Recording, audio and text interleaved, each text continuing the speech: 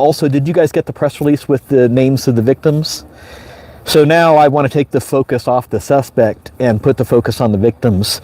And so Patty Dalton, and the coroner did do notifications with the next of kin, but Patty Dalton is the gunshot victim who survived at the scene and is currently improving in condition at a trauma center in Colorado Springs.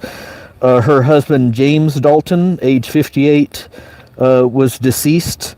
Robert Geers, Geers, age 63, was deceased at the scene. And then his wife, Beth Wade Geers, age 73, was also found deceased at the scene. And we'll continue to work. We got the suspect in custody, and that was the priority. And now we have a pretty lengthy investigation to go to take this case to prosecution. So I saw the Gears name on a sign on the property. Was he the property owner? That's correct. The Daltons and the Gears are property owners with the property bordering the suspect. Where's the Daltons' residence in? I don't remember, but both of those are right next together. Okay. Have you had any sleep yet? A little bit. How extensive did this go? I mean, it's been more than 24 hours that you guys have been searching for. Yeah, it's been just 25 hours from the start of the case to the arrest of the suspect. How do you feel like your team handled this? Amazing. And our partners as well. And I would be remiss again to point out the Fremont County Sheriff's SWAT team and Crisis Negotiation Unit. We couldn't have done any of that crime scene processing last night. CBI had an agent here helping us as soon as the event happened, stayed overnight in our town, and is continuing to help us on the case. State Patrol, Colorado Division of Wildlife. I got calls from Pueblo Sheriff, Chaffee Sheriff, Park County Sheriff, all offering help for us as well.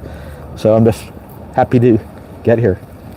Now that we know the names of the victims, are you able to tell us if you knew any of them? Yeah, not at this time, but what I would like to say is I'll quit using the suspect's name just because I don't want to give him any notoriety. We just wanted to get him in custody and then make it about healing for our community and the families. Yeah, what would you say to the community, or even those people on Rocky Ridge, who are probably a little relieved tonight? I hope that this brings relief to the neighborhood and to the community, and more importantly, closure to the families of the victims and their friends. One more question? Do you have any knowledge of why he was headed through New Mexico or further south? Does he have ties in that region of the country? No, we used the Kayak Colorado Information Analysis Center. Their crime analysts were helping us. Beginning yesterday, CBI has a separate crime analyst, and we were looking exactly for those clues, addresses, friends, associates, trying to find out where he would go next. And to my knowledge, I don't know where he was going in New Mexico. Can I just ask, what's going to happen with him? Does he get extradited back here, or do you know what? Yes, so we are working on doing that, and I'm not sure how long that process will take.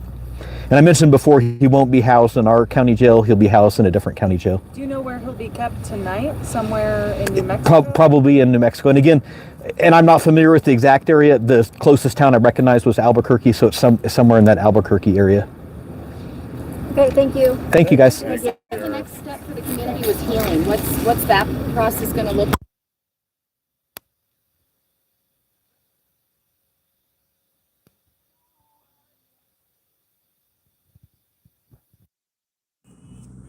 So there are resources. We have posted some of those on the county website, and